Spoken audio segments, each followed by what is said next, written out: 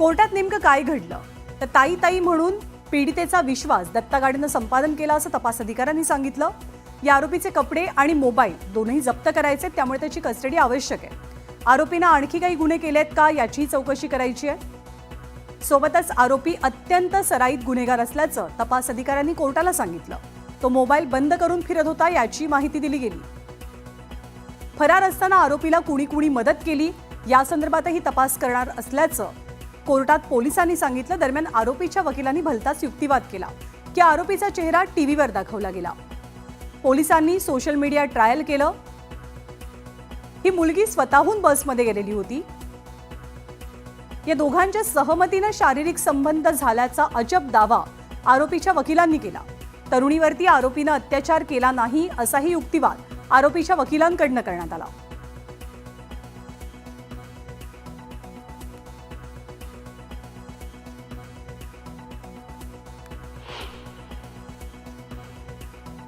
आरोपीने मला सांगितले की आमच्या दोघांमध्ये जे पण झाले ते सहमतीने झालेले आहे। मी कुठल्याही प्रकारचे रेप केलेलं नाहीये।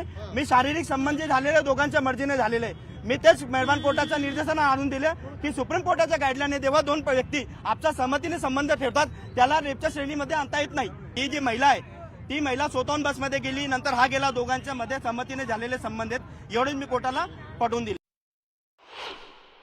आरोपी जो आहे तो हॅबिच्युअल आहे असं त्यांचं म्हणणं होतं। तर आम्ही सांगितलं की त्याच्यावर जे केसेस दाखल आहेत जवळपास 6 केसेस त्याच्यावर दाखल आहेत, परंतु ते कुठेही सिद्ध झालेले नाहीयेत आणि त्याच्यावरच्या केसेस या चोरीच्या आहेत, त्यामुळे त्याला सराईत गुन्हेगार म्हणता येणार नाही असं आमचं म्हणणं होतं।